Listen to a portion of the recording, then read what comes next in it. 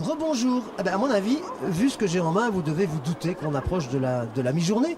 À l'occasion de cette 38e étape donc, de la caravane des entrepreneurs, j'ai à côté de moi une charmante dame qui s'appelle Madame Marie-Jeanne Jouquet et qui est responsable au domaine du lycée viticole de Beaune, eh bien, de ce qu'on appelle l'énotourisme. L'énotourisme, c'est quoi? Eh bien, c'est simplement le tourisme du vin.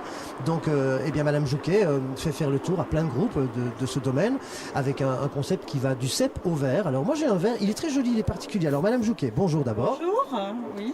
Alors dites-moi, j'ai un joli verre, je vais peut-être voilà, l'approcher un petit peu de la caméra, pas vous ni moi, mais voilà. C'est un verre très spécial, alors il est marqué dessus?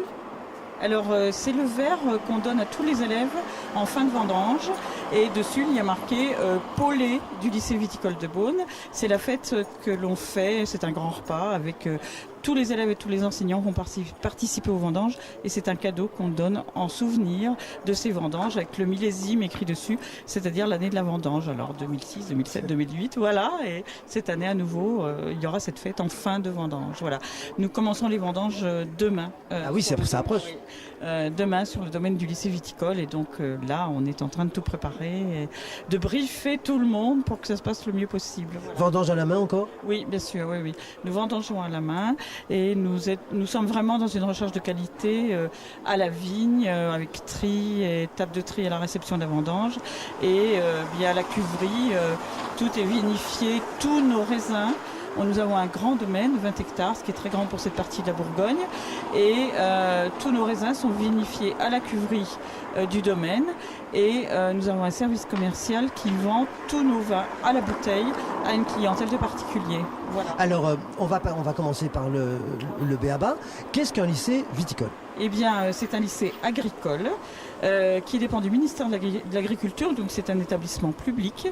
Et cet établissement, en fait, a 3 centres de formation qui sont d'abord le lycée, où on a environ 350 élèves, de la 4e jusqu'au BTS, c'est-à-dire 2 ans d'études après le baccalauréat.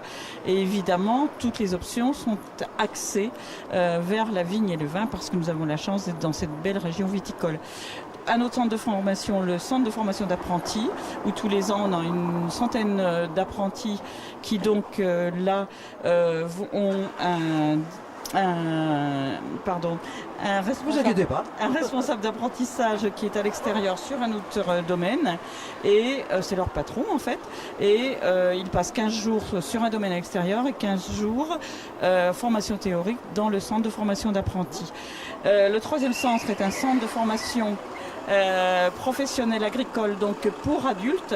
Et là, nous sommes dans le cycle de la formation continue et nous avons à peu près 300 stagiaires par an qui sont des gens qui sont là pour se perfectionner ou qui rebondissent sur ce secteur viticole, viticole qui est un secteur porteur et qui choisissent pour des raisons professionnelles ou personnelles de refaire une formation dans ce secteur-ci. Et notre domaine donc est le centre pédagogique pour tous ces gens qui gravitent, tous ces apprenants comme on les appelle, et notre établissement est très ouvert sur la coopération internationale également. Et le domaine est un centre d'expérimentation, un centre pédagogique et de référence pour la profession aussi. Voilà. Alors en parlant de référence, donc qu'est-ce que moi j'ai en main? Je vais d'abord sentir son nez, si je fais les gestes normalement à peu près corrects. Qu'est-ce que moi j'ai en main? C'est un blanc Bourgogne évidemment. Oui.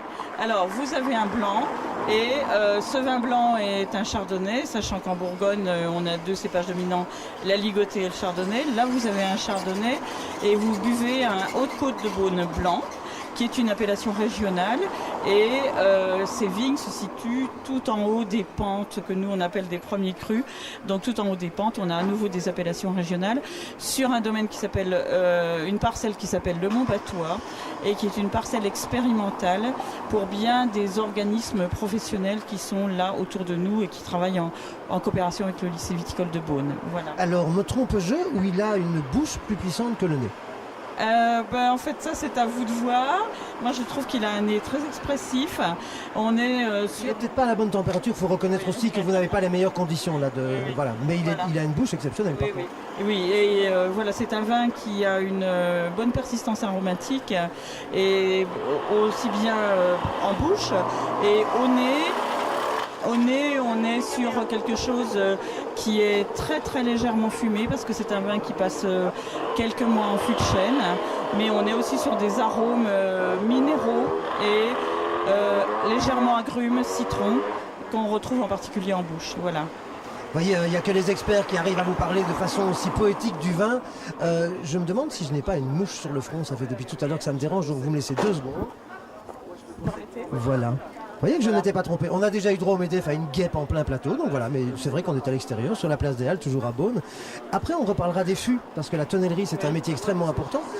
Et vous, vous avez quoi en main?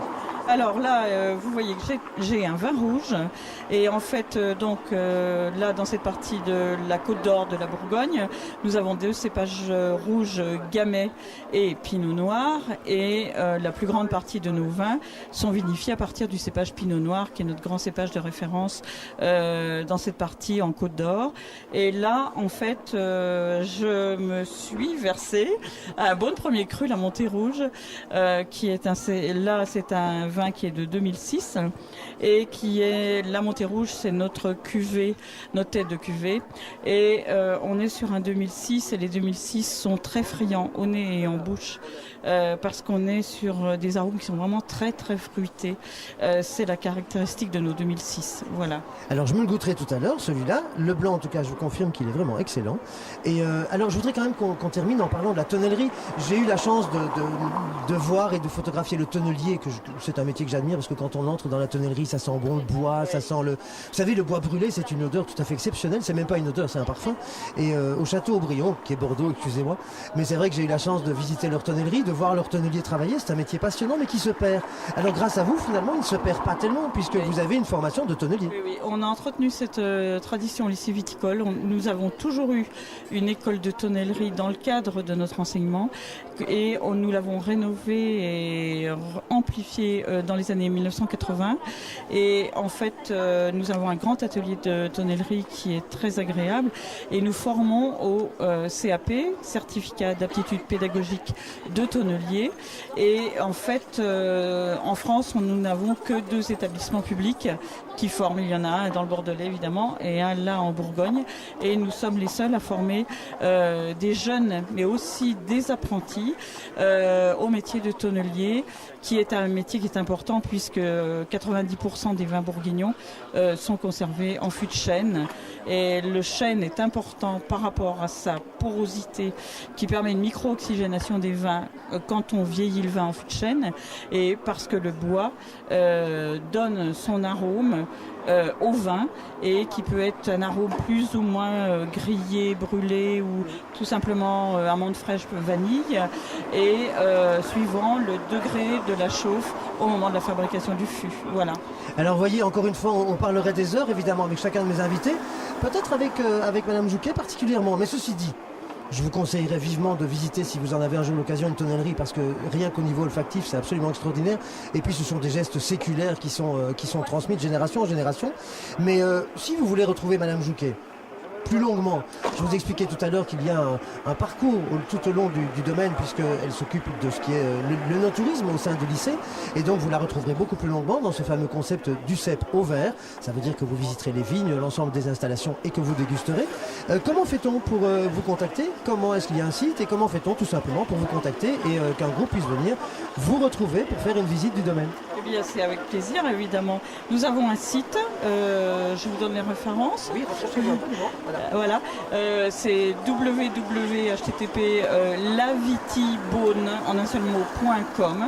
Et sur ce site, on a tout le détail de l'établissement scolaire, également du domaine, et à la rubrique exploitation, qui est l'exploitation viticole, on peut télécharger la plaquette que vous avez dans les mains. Et là, on trouve les différentes offres en parcours de visite, avec la durée, le prix, et toutes ces prestations peuvent être organisées en semaine ou en week-end. Et pour le moment, je n'accueille que des groupes à partir de 8 personnes, mais ça peut monter jusqu'à de 8 à 40 personnes. Et c'est vrai que le point phare, je dirais, c'est la tonnellerie, parce que j'explique comment on fabrique un fût, qui est un grand mystère pour beaucoup de gens, quoi, voilà. Et ce que les gens aiment bien aussi, et que je fais systématiquement, c'est que je les emmène à la vigne, et là je fais dépendre des premiers crus, je fais une lecture de paysage en présentant l'étagement, l'installation de la vigne en Bourgogne, et ensuite évidemment on visite de la cuverie, où là, grand mystère, nous révélons beaucoup de secrets de la vinification bourguignonne. Voilà, et évidemment, on termine par une dégustation de nos vins. Voilà. Alors voilà, mais si ça ne vous a pas donné envie, si ça ne vous a pas mis l'eau à la bouche, alors je ne comprends plus rien. Donc je vous conseille de retrouver Madame Jouquet au lycée viticole de Beaune, si vous en avez l'occasion. Et puis vous avez vu comme elle parle avec passion du vin. Alors moi je vais tranquillement vous laisser terminer ma petite dégustation du blanc, aller déguster le rouge, et je vous retrouve tout au long de l'après-midi pour alors les conférences, je vous le rappelle, en direct. Et bien toutes nos interviews, vous les retrouverez très rapidement sur networkvisio.com en VOD. Et j'aurai le plaisir de recevoir encore de très nombreux invités et des spécialistes pendant toute la journée. À tout à l'heure.